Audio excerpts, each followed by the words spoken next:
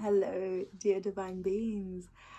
I was feeling called to make a video for you guys to explain a little bit about my story because I've realized I've been traveling a few years now, living in a few places between New Zealand and the UK. I meet people along my way, I tell them my story. But then, I meet new people and I realize, oh, I haven't shared my story. And I think it's really important to share stories because when we can share our stories, it kind of gives an insight into one's journey and how that individual or soul got to where they are on their particular life path in this present moment. And so, I was feeling like, let me do a little story, a little corridor about my story and how I came to be. And what's led me onto my path that I'm currently walking. So I was born in the Solomon Islands. My dad is full Solomon Island, and my mum, she grew up in New Zealand, but she's half Irish, half Scottish.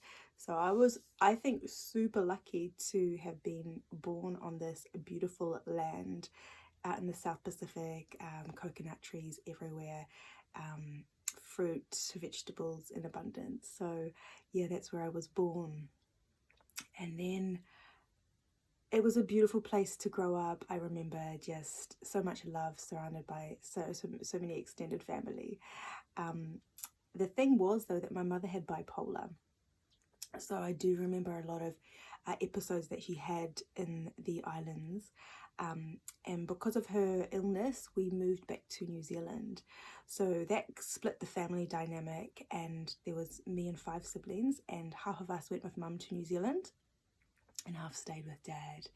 And the reason why we went to New Zealand is because that's where my mum grew up and that's where my granddad was. So he was very instrumental in helping bring me and some of my siblings up, and I guess caring for my mum. So that was a really interesting way of life to be brought up. A really interesting upbringing, I would say. So normal for me, but at the same time, I realise now as an adult, so many traumatic experiences that happened within that journey. So that was one part of my story.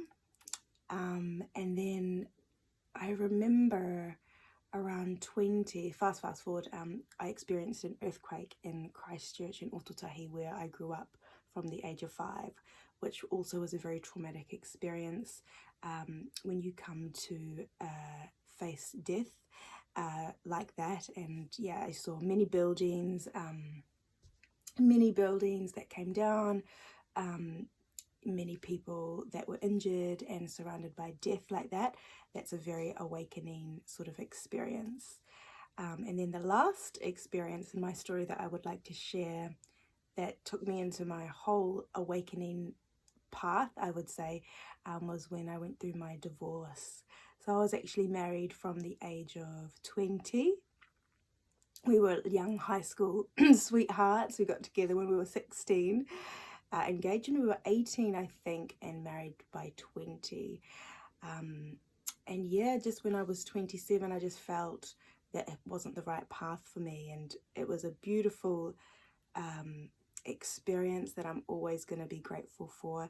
But I just felt like at that time when I needed to part, it was like my soul was calling for me to go deeper within on my own journey. So that's what I did. So I had been single now for, I think, 8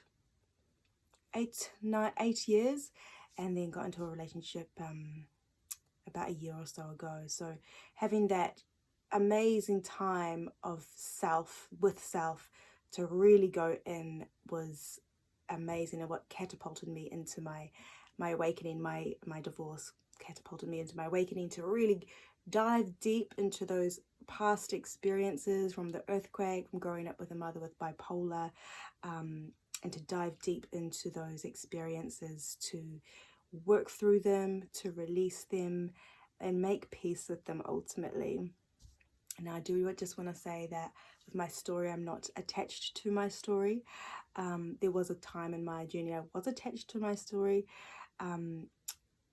but I'm at a place now that I know that the story is my experiences, and these experiences are what has allowed me to grow. And of course, I had the option when I was going through experiences to kind of go one way or the other, but my soul was like, no, let's grow from this.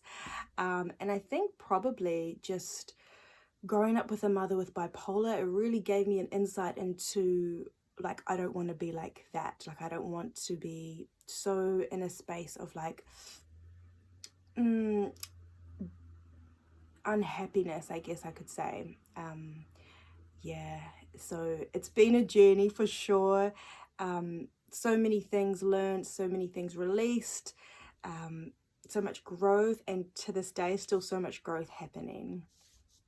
And this is why I love to offer spaces for people to really go within and help release anything that they have experienced in this life or in past lives. And I've done a lot of work on myself. I've done quite a few Vipassanas, which are 10-day silent meditation retreats where you go away and you're just in silence. You're not talking to anyone, and you learn this meditation technique, and that actually brings up a lot of stuff that needs to be released.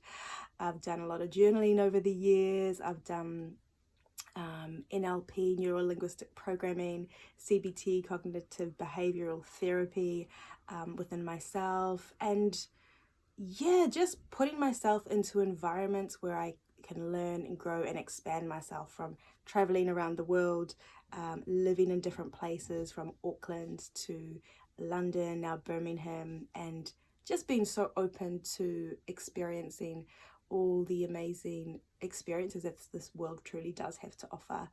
And that comes across in everything that I do. So yeah, that's my little korero, my little story that I wanted to share with you.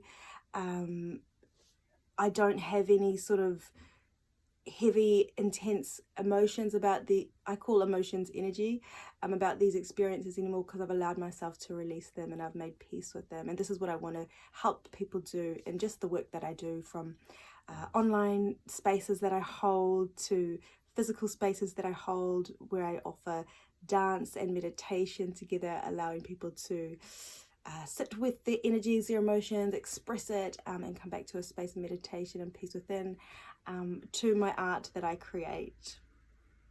So yeah, that's my story, and I'm just so loving diving deeper into my purpose of just holding space for people, whether it's in the physical or online, in the astral realms. But yeah, I continue to dive deep into myself every single day. I'm always self-reflecting, always asking myself, oh, why do I feel like this? Or, oh, what's this telling me? What's this particular experience teaching me? What am I to learn in this experience? What are you here to learn in your life experience? Reflect on your story, reflect on the experiences you've had, and reflect on what you've learnt. That's the biggest thing.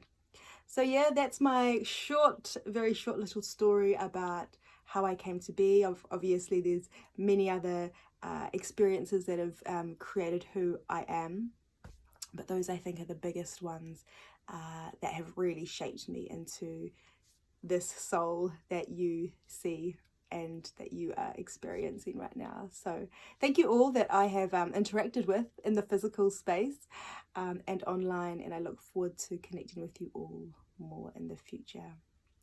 Have the most beautiful day, dear souls, and yeah, just remember that, what did you come here to learn? What did you learn in these experiences in life? Love you all. Have a beautiful day.